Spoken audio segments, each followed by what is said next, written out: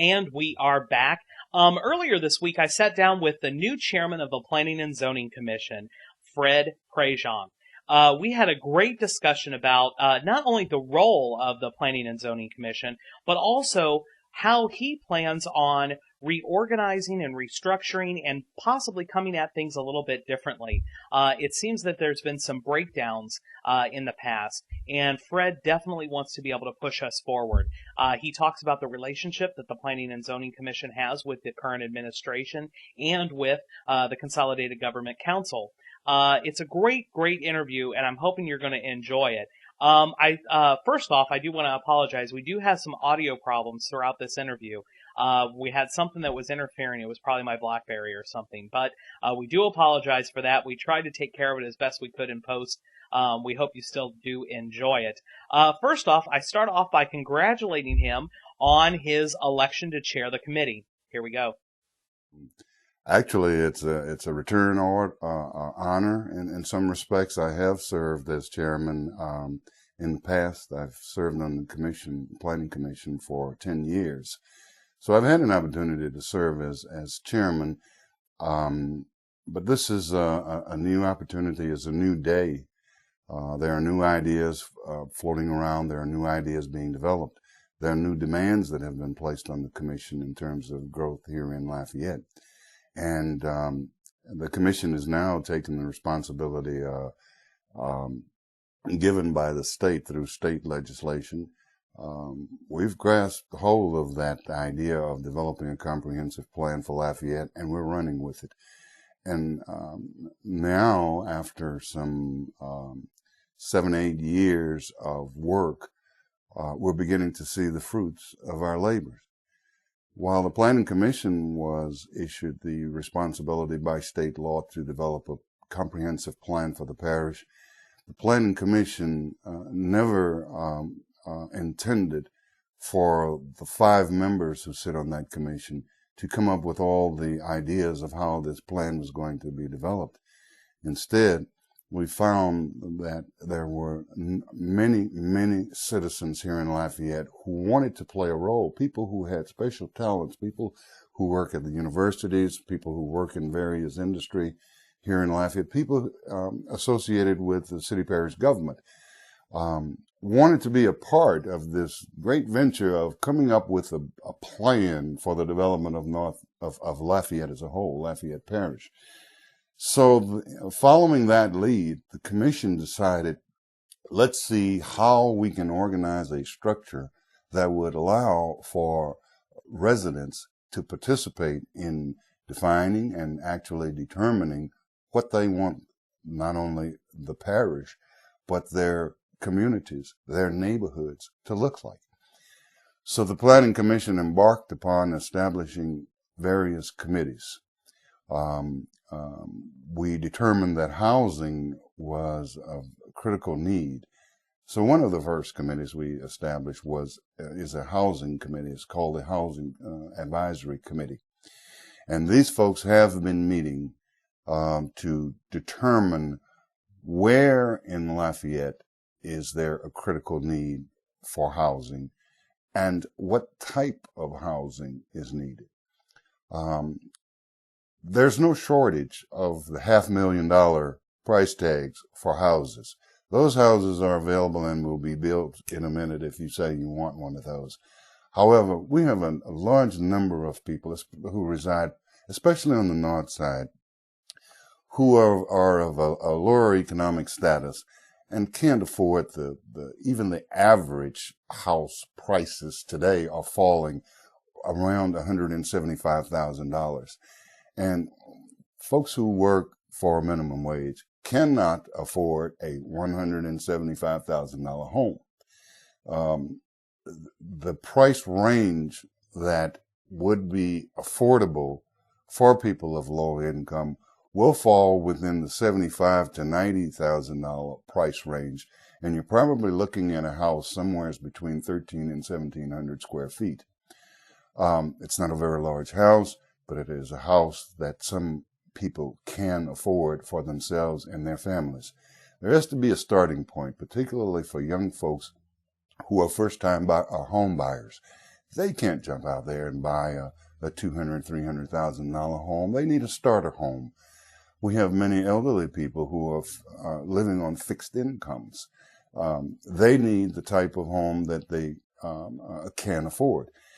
And home ownership is very important. You know, it gives a person a sense of pride. It anchors them to a community. It makes them want to take pride in the area and the society, the community in which they live. So while the Planning Commission is zeroing in on developing a plan, that plan will include an entire lifestyle. The lifestyle will be denoted by the physical structures that come up, as well as the amenities that accompany these physical structures. Let me explain what I mean. Smart growth is a tool that's being used to help change the quality of life for people. Smart growth communities are communities that are referred to as walkable communities. They're designed to almost eliminate the automobile. These communities are designed to have small shops within the neighborhood. Heretofore, there's been some hesitation in terms of establishing commercial entities within a residential or neighborhood area. What happens when you don't have that combination, what you have is people having to get in their cars and drive somewheres to get what they want. It's costing them time. It's costing them gasoline for their automobiles. They run the risk of getting in a wreck and all sorts of things. You eliminate all those possibilities when you design a community that is intended to provide the everyday needs of people. So you need a corner store, you know, for a last minute salt and pepper that you need to add to your gumbo, or perhaps you need a prescription filled. You know, it is handy to have a pharmacy in your neighborhood. Or the ladies might like a hairstyling salon or a barber shop. So there are types of commercial establishments that are intended to serve neighborhoods, small pockets of geographic areas where people reside. And those kinds of commercial establishments need to be planned when a new neighborhood is being planned. Now, there, of course, are many neighborhoods already existing here in Lafayette. Many of them are in deteriorating condition. Those neighborhoods need to be renovated. They need to be restored. We don't tear everything down and start all over again, because some of the homes that are there are very old homes. They remind us of the history that we come from. And we want to preserve our culture here in the city of Lafayette as much as possible. We have a very, very diverse cultures here. And those cultures are represented by physical structures, by customs that take place.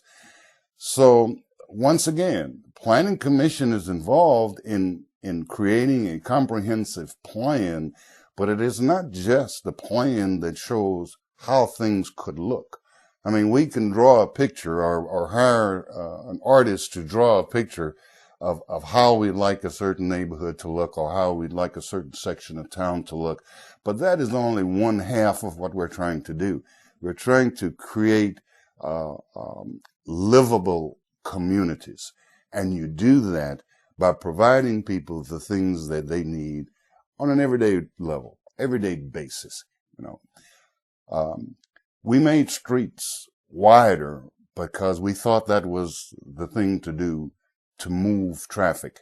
And we made those streets wider in neighborhoods. There was no need to do that if we had thought to bring commercial establishments to the neighborhoods instead of causing the neighborhood folks to have to travel outside of their neighborhoods to acquire whatever it is they're interested in.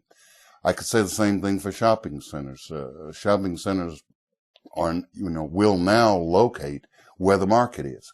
There was a time when south side of Lafayette was beginning to develop, and the large mall was established in anticipation of subdivisions being built on the south side.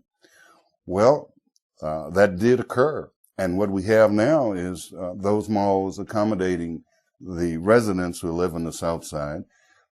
But the folks who live on the north side of Lafayette or the western side of Lafayette have to get in their cars to travel to the south side. So while that development was helpful in terms of helping the city to expand and providing the commercial establishments that were needed for the expanded part of the city, the south side, it did very little to accommodate people who live in the northern and western parts of the parish, because it just meant that we had to travel. In the development of the comprehensive plan that the commission is working on, we hope to address that issue. We're trying to get people off the roads, trying to develop communities such that they are walkable. One of the newest traditional neighborhoods that has been developed using smart growth is River Ranch. We're very familiar. It's a village. That neighborhood has turned into a village. It has everything that a small town has for people who reside there. That community was built to produce a certain lifestyle, and that lifestyle was to accommodate people of means, people who have money. The same smart growth ideas can be applied in neighborhoods where there are poor people who live there. You know, smart growth is not just for rich people. Smart growth is for people who want to see their neighborhood improve, who want to see the quality of life improve. And how you employ smart growth determines the lifestyle of a neighborhood. So again, it is obvious that state law intended for the commission to come up with a plan, a comprehensive plan that helps change the lives of people, but no one foresaw the social and economic impact that this could have on neighborhoods. So we're pushing for the creation of the plan, and we're emphasizing, let's change the lifestyle of the people who live here. That's right. They're walkable neighborhoods. You know, I mentioned the streets. If you go down to River Ranch, you'll find how narrow the streets are. And you'd think, well, this is a place that has a lot of money. Looks like they ought to be able to afford wider streets. But the streets are made narrow intentionally. They are intended for people to be able not to have a lot of traffic so that people can walk. In traditional neighborhood developments, you'll find that homes with porches will be built, and the streets will be narrow, and there will be sidewalks in each of these neighborhoods. Much of that is under our control. If we knew our neighbors better, you know, we could go to our neighbors and say, I see this is going on, and this is not kosher in this neighborhood. Would you please help us to keep our neighborhood safe and sound and ensure that these certain activities do not take place? For instance, someone's having a party at their house, the music and cars are pulling up, young folks are attending, and there's too much noise. In a friendly neighborhood, you can go next door and says, hey, you know, you guys seem to be having a great time, but could you turn it down just a little bit? My baby is trying to get to sleep. And they will do that. People will respond in a very friendly way if there is a friendly attitude, an atmosphere already created in an area. And that's a positive impact on traditional neighborhoods and the creation of a comprehensive plan. That's a positive impact that we foresee. The social atmosphere within neighborhoods will indeed change.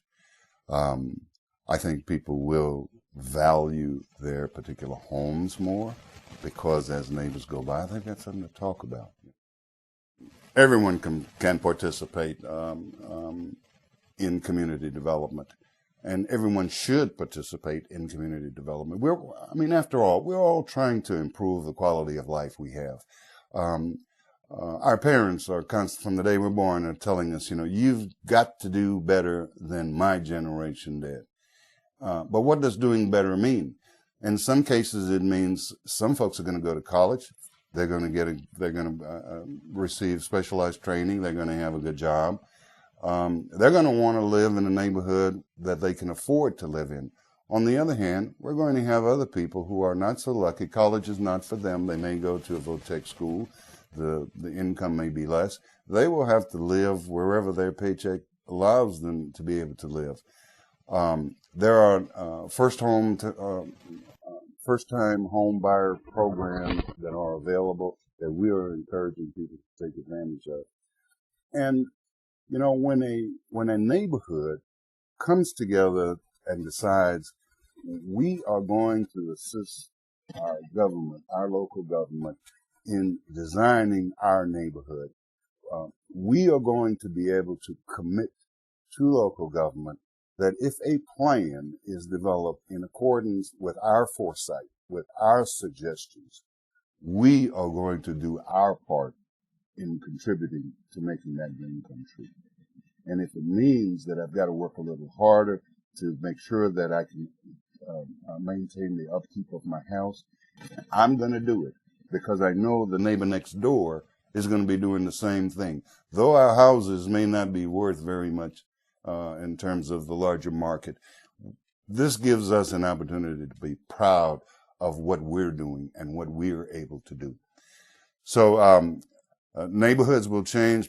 That means people will change. Now, if you change a neighborhood and the neighborhood as a result become a safer place for your family, for your children, that is going to, I believe, inspire people to seek even greater heights. If I can live in a safe neighborhood, then maybe I ought to be pursuing another goal, and that is to elevate my status in life. If I'm not the person, if it is not my generation to improve and say finish college, then living in an environment that is safe will indeed help my children to see that the lifestyle they were born into can be changed. They can be a better lifestyle. And it will encourage them to want to strive to achieve an even higher quality of life than the parent who is trying to show him this can be yours. So I see that happening here in Lafayette. All eyes now are on what do we do since we don't have the dollars to provide the infrastructure that's needed to expand. What do? We do infill.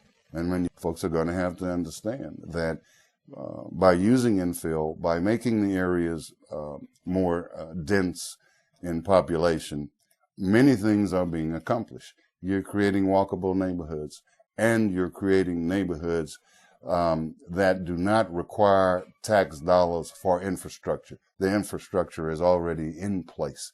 Your tax dollars have already been spent in your neighborhood, but we're not making best use of them.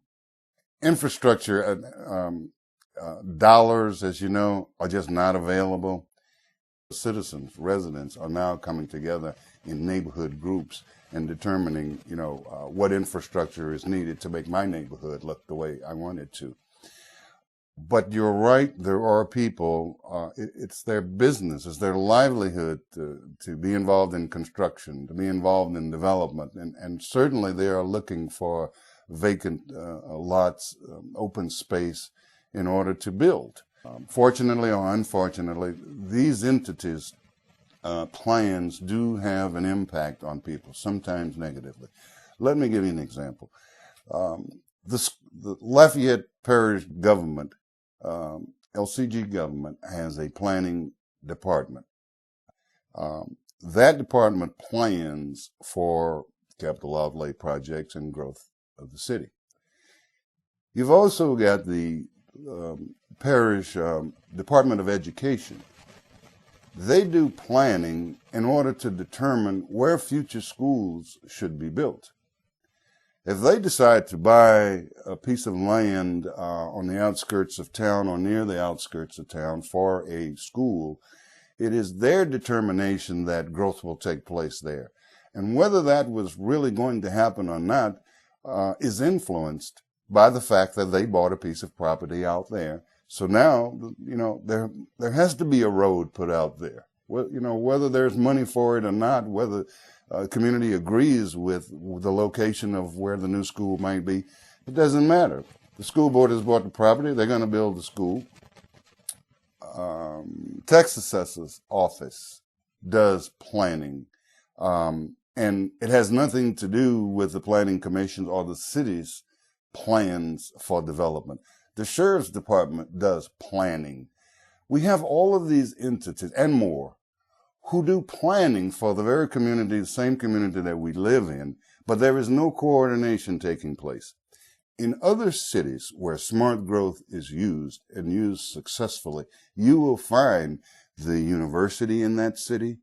You will find the municipal government in that city, including their education department, their tax department, their police departments, all of the government bodies that exist in that city that I'm referring to meet. They meet on a regular basis. There is one meeting of all this entire group. There is not a separate school board meeting or a separate parish council. I forgot to mention parish council. They're included. There's not a separate parish council meeting or a separate, city administration meeting. All of those bodies meet in one meeting so that when the parish says, we perceive growth will be taking place at such and such geographic location, then the school board antennas go up and says, well, if there's going to be growth there, then perhaps we should consider placing a school there.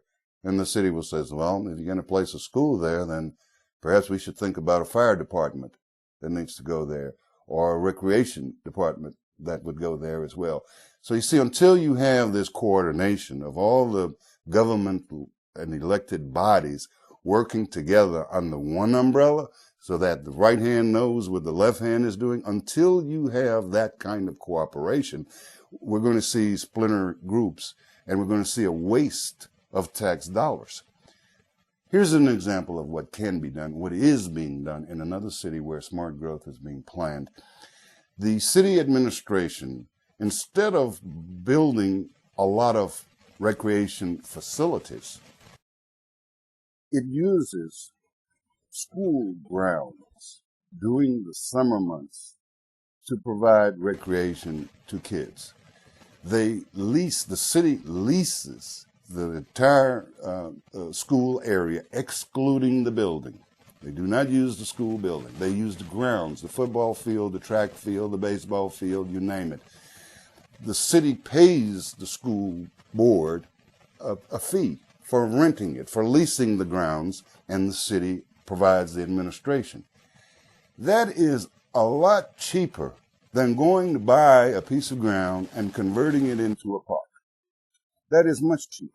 Plus, by leasing space from the school board, you're providing the school board additional revenue, which can be used on the education of the children locally. So you're turning over the tax dollar, I might add. You're turning the tax dollar over several times, and a greater benefit to us when that happens. When citizens, residents, meet in small groups, in neighborhood groups, to develop plans for their neighborhood, they submit those plans once they're completed to the Planning Commission. We will look at it and do research and put final touches on it and adopt that plan as a piece of the puzzle of the larger comprehensive plan. That we're at that stage now. But we do not have a method of transferring that piece of the puzzle, that request for development. We have no means of transferring that to the administration so that they can review it and consider it when they're preparing their budgets. So one of the things that I'm trying to do is to sit with the administration and explore the possibility of the administration establishing a policy whereby their administration would review on an annual basis projects and plans that have been submitted by the Planning Commission to the administration for consideration of funding. That pipeline of communication does not now exist. So one of the things I want to accomplish is to see if the administration would be amenable to establishing this policy that would allow for this administration as well as future administrations to review plans that are coming from the grassroots, from the neighborhood organizations to the Planning Commission, and thereby to our administration for review. There are limits to the role of the Planning Commission. As mentioned, the Planning Commission's job is, in accordance with state law, to develop this plan. The implementation of the plan, however, is solely the responsibility of the administration and our parish council. There comes a time when an idea is developed and it has to be passed on as you would a baton in a track race to the next resource that carries it to the next level. In this case, the next resource after the Planning Commission is the administration and the parish council. Now, they provide a leadership role because they are representing, like the Planning Commission, they are representing the entire parish. But they were elected to do specific things. They, make promises during campaign times. And the administration that we have on hand, I see, are really trying to live up to some of the commitments that have been made. So I gladly, as a planning commissioner, pass the baton over to the parish president and parish council and hope that they will take the ideas that they have developed and the ideas that have come from residents and move forward on. Clearly, to our parish council and our parish president, my hat's off to you. And while the Planning Commission will continue to stand by to be a resource, we look forward to you taking the leadership role in carrying our community forward. Fred shared with me that he and the rest of the Planning and Zoning Commission are not going to sit by and allow their programs and projects to be shelved.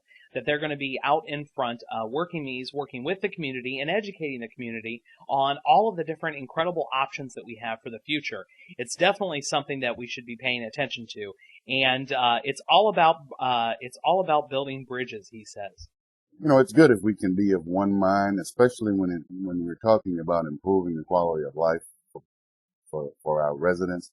Everybody wants improved quality of life. It's not a matter of these folks on this side of town or that. Everybody wants a better quality of life. And now everybody has an opportunity to participate in determining just what that quality of life is going to be. And again, my hat's off to the administration for pursuing these new ideas of smart growth, neo-traditional developments. In a way, I'm happy to say we're beginning to think out of the box for a change. And that's a good feeling. I see progress coming as a result of it. Thank you, Fred. I'm definitely happy to see your bold leadership and just how hard you are working, as well as your other commission members, to make sure that our plans are well thought out, well planned, and that we're not just growing willy-nilly. That's only going to hurt us in the future. After all you have to do is try and get anywhere in this town around 5 o'clock in the afternoon, and you'll know what type of problems we're having. So, well done, well done. And regretfully, that's all the time we have for tonight.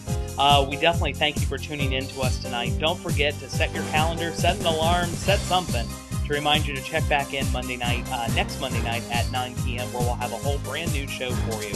Until then, have a great night, have a great week, and do take care of each other. Good night.